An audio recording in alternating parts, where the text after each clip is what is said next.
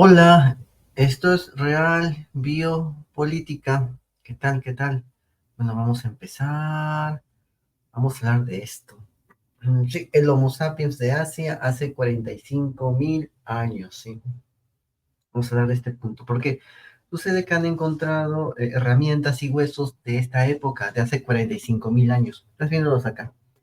Ya más adelante lo vamos a ver en mejor resolución, pero estos, estos artefactos revelan evidencia temprana del Homo sapiens en el este de Asia, o sea que es muy antiguo, o sea, 45.000 años. ¿No? Sabemos que todavía existía aquí en Neandertal, pero vamos a hablar de esto. Vamos a hablar de esto, acá está. Esta sería la vida cotidiana de sitios como Chiyu, en China hace 45.000 años. Aquí tenemos a los cazadores de caballos. Sí. Y al inicio el humano cazaba caballos, después ya los domesticó y se volvieron grandes jinetes, pero antes no había eso. Además, el caballo de ese tipo no se prestaba para, para montarlo. No tenía ni la corpulencia ni la resistencia al peso suficiente para ser montado. Eso, para eso pasó mucho tiempo. El caballo que se monta, ¿no? Ese caballo es producto de la crianza humana, es un caballo doméstico. Estos humanos antiguos, primitivos, cazaban caballos salvajes. Este caballo salvaje no tiene la capacidad para ser montado por un hombre. No, no, no, no, eso es el caballo doméstico, sí. O sea, para que aparezca el caballo medieval, así todo armado, todo eh, acorazado, para que pueda cargar pues a un hombre corpulento de 2 metros, de más de 1,80 m. Tuvo que demorar mucho tiempo. No, no, los primeros caballos pues necesitaban llevarse en grupo para poder cargar un carro de combate. Ya hemos hablado de los onagros, de los burros salvajes en Sumeria, cómo se usaban para la guerra. Bueno, es producto todo de una domesticación, pero estos humanos cazaban caballos salvajes. ¿Y cómo han encontrado los restos de esta actividad? Bueno, sucede que la aparición de fragmentos de rocas y huesos antiguos en el este de Asia están cambiando la comprensión de la historia de la migración humana. Han encontrado artefactos en el yacimiento de Chiyu. Eso se encuentra en la provincia de Shanxi, en el extremo oeste de la famosa cuenca de Nierban, en China del Norte. No está en China del Norte, en la cuenca de Nierban, en la zona norte de China. Ahí se descubrió y excavó en 1963 varios restos de Homo sapiens. Sí, varios restos de Homo sapiens. Y sucede que han hecho un análisis y han encontrado que fueron elaborados por estos mismos Homo sapiens hace unos 45.000 años. Trata este tema de la colonización de China por el hombre moderno. Sucede que se había datado anteriormente en 40.000 años, con los restos del hombre de Tinyuan, que es el que estás viendo acá, 40.000 años. Pero sucede que los restos, los artefactos son de 45.000 años. O sea, sí, o sea, es 45.000 años. Solamente que han podido encontrar por fin un resto humano como este, datado en 40.000. Pero hace 5.000 años atrás ya había humanos aquí. O sea, los humanos eran pues los humanos 2.0. Sabemos, los humanos que al final terminaron reemplazando todas las demás razas humanas, sean sapiens o no. Este hombre de Tinyuan se ha hallado cerca de Pekín, de la capital de China. Y este hallazgo podría estar vinculado a sitios más antiguos en Asia Central, como el sitio de Obi Rahmat Groto en Uzbekistán, que está datado en 48.800 años, más o menos por ahí, debe estar vinculado a eso. Son indicios de una hipotética ruta norte que los humanos podrían haber seguido para llegar al este del continente a través de países como el Uzbekistán. O sea, acá, ¿sí? Ello supone pues la primera evidencia de humanos modernos en el este de Asia, lo que sugiere que los Homo sapiens ya estaban establecidos en la zona de Chiyu, lo que provoca una nueva interpretación de los artefactos culturales que encontraron anteriormente en ese yacimiento. El sitio refleja un proceso de criollización. Ojo, es una criollización cultural. ¿Qué significa una criollización cultural? Es un contacto entre sociedades y pueblos reubicados que mezcla características heredadas con innovaciones, y así se complica la comprensión tradicional de la expansión global del Homo sapiens. O sea, estos pueblos reubicados, estos Homo sapiens que estaban llegando a la zona de China, la zona de Asia, estos Homo sapiens llegan con su cultura ya heredada de pueblos anteriores, de sus ancestros, llegan con su cultura, ¿no? Y comienzan a crear un sello distinto en base a la cultura que tienen. O sea, su cultura evoluciona de un modo distinto a como evolucionaría la misma cultura en otro lugar. A eso le dicen criollización. Criollización. O sea, comienza a innovar su propia cultura. Entonces tiene otro sello, otra característica. Tiene ya rasgos peculiares. Sí. Y cada sitio, la misma cultura, comienza a tener su propia particularidad según el lugar y la situación en la cual se encuentre. Eso se llama criollización. Chiyu ha sido conocido durante décadas como un sitio de importancia arqueológica. Estuvo habitada durante mucho tiempo.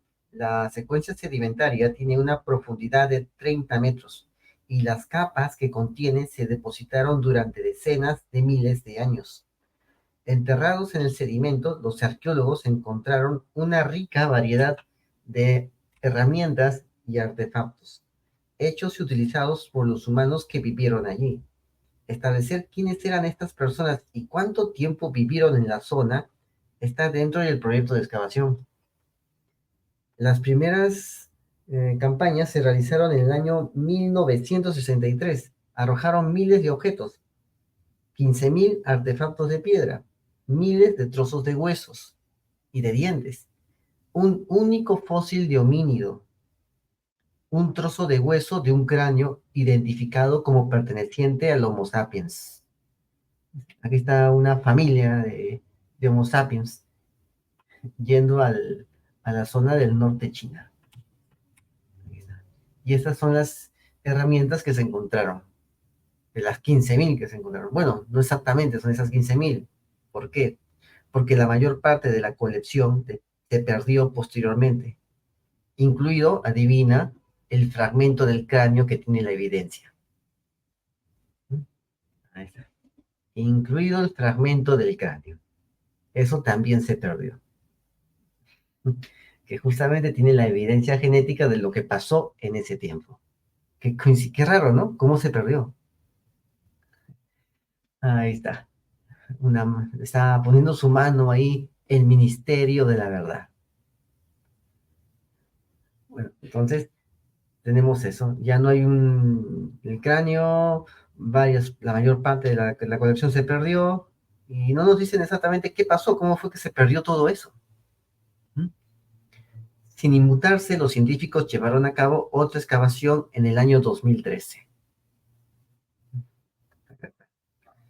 Seleccionaron una gran cantidad de artefactos disponibles y analizaron minuciosamente junto con huesos de animales encontrados en el lugar, todo eso.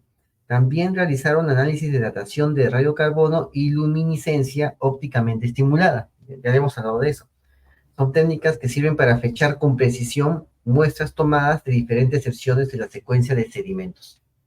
Ya hemos hablado también de eso, ¿no? Cuándo es que recibió por última vez luz solar ese objeto y posteriormente fue tapado por el polvo y se formó un sedimento, y así, ¿no? ¿Cuándo fue la última vez que recibió la luz solar? Esa es la técnica que usan para poder datarlo mejor. Pero no va a ser exacto, pero no va a ser 100% exacto, pero digamos que prueba eso en algún lugar, ¿no? Un lugar así a la intemperie, ¿no? Pon cualquier objeto, ¿no? Un lapicero o algo, ponlo ahí y vas a ver cómo a los años ya se cubre con polvo y se entierra, solito se entierra a los años. Eso. Y justamente cuando ya está cubierto con tierra, polvo, sedimentos, ya deja de recibir esa luz solar y ahí hay un marcador. Pero me llama la atención el hecho de que se haya perdido casi toda la colección, incluido el fragmento de cráneo. Es como si ese bichito no quisiera que sepamos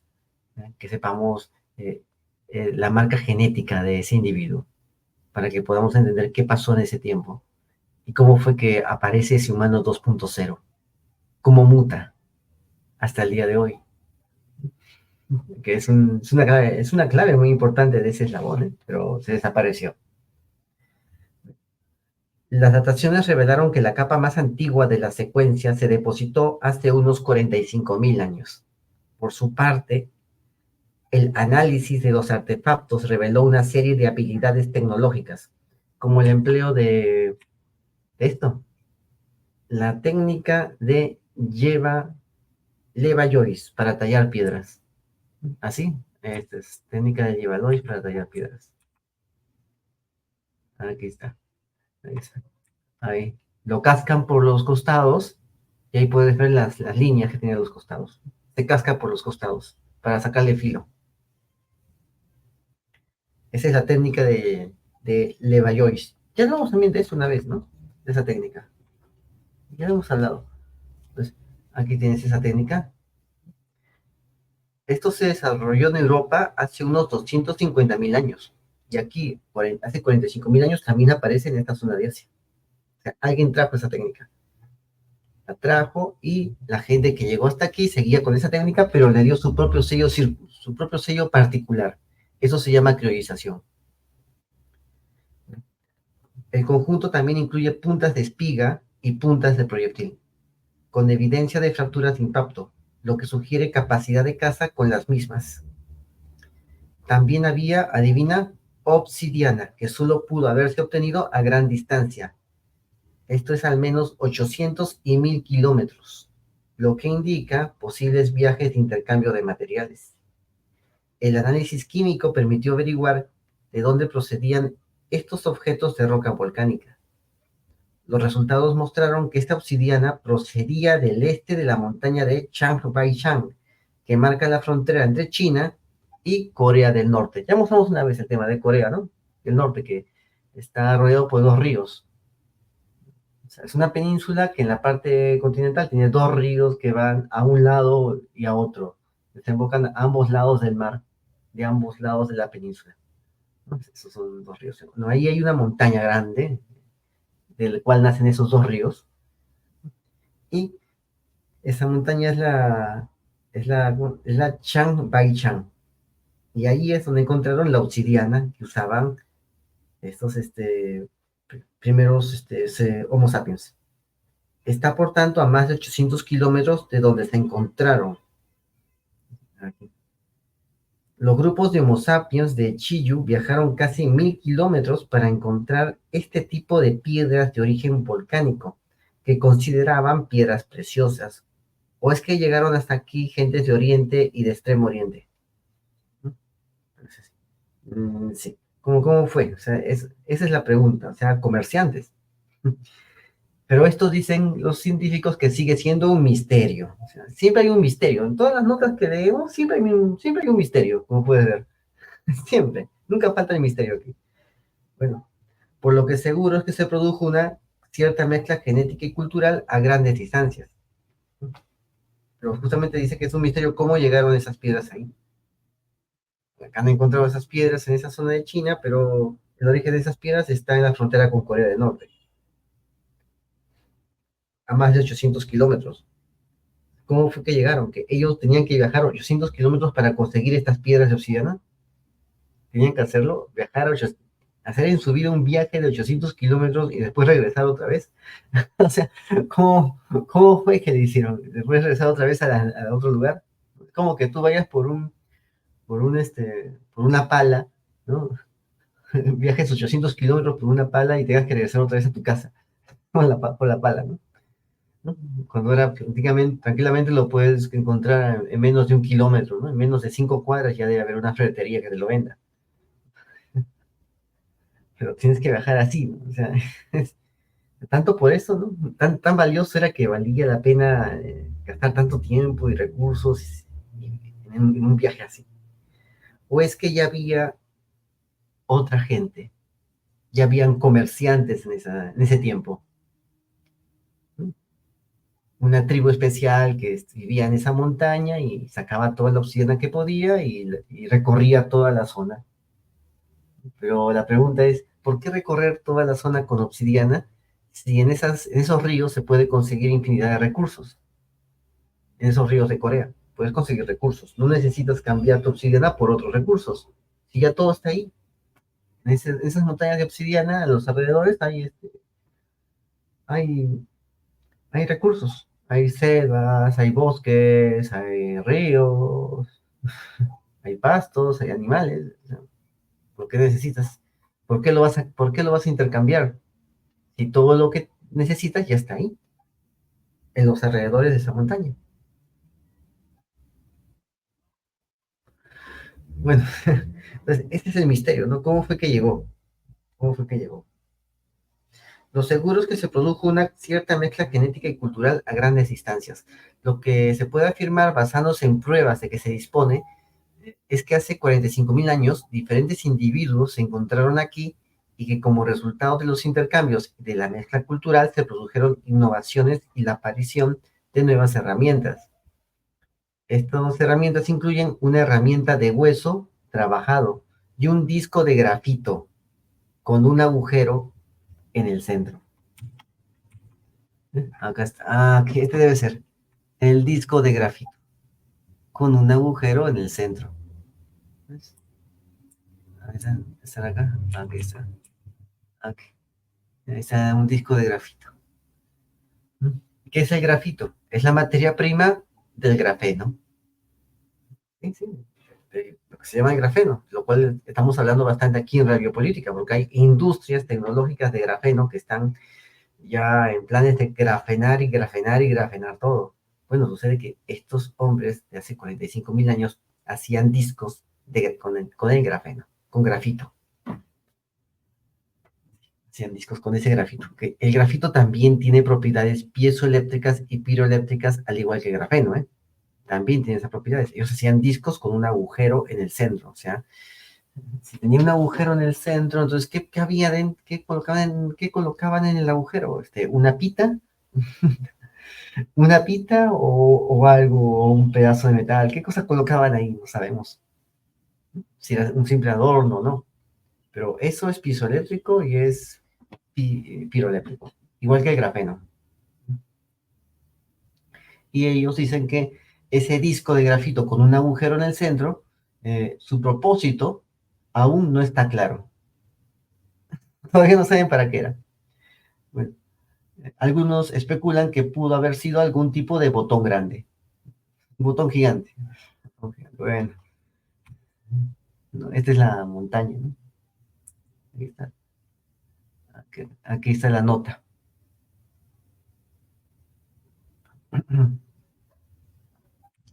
Aquí está la nota, aquí está.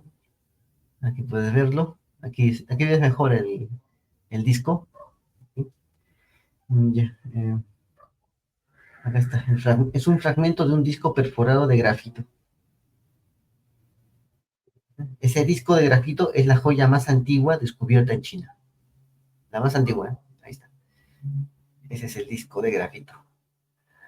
Los huesos de animales del lugar también resultan fascinantes. La mayoría de ellos eran équidos o huesos de caballo, en su mayoría adultos. Muchos de ellos tenían marcas de cortes que indicaban una matanza, lo que sugiere que los habitantes del sitio de Chiyu eran hábiles cazadores de caballos. Vamos a ver más acá. Ay, creo que eso sería suficiente, sería todo por hoy. Bueno, combinado con el fragmento de cráneo todavía perdido, el cráneo, como sabes, está perdido. ¿M? Y han encontrado grafito acá, que es la materia prima del grafeno, ¿no? Este disco, que no saben para qué es. Quizás si encontraran el cráneo, pudieran saber para qué es. Cabeza, grafeno, grafito. ¿No? Eso hemos hablado mucho aquí en Radio Política, pero Quizás no solo lo que estamos viviendo hoy no solamente es propio de nuestro siglo, quizás pasó antes. Aquí está. Entonces, tanto el fragmento de cráneo que está perdido como esta pieza de grafito, ¿sí? Eh, representan una parte importante de la historia humana. Esos son los dos misterios, cráneo y grafito. ¿Mm? A ver, ¿cómo podemos relacionarlo con lo que estamos investigando ahora, con la fase uno y la fase 2 que está viniendo en este siglo? ¿Mm? Y la obsidiana, piedra volcánica. ¿Mm? Obsidiana sirve para cortar, sí, para cortar, ¿no? En vez de trepanar. ¿Mm? Ahí está. Y el grafito es, es un receptor de reacción ante la electricidad. ¿Mm?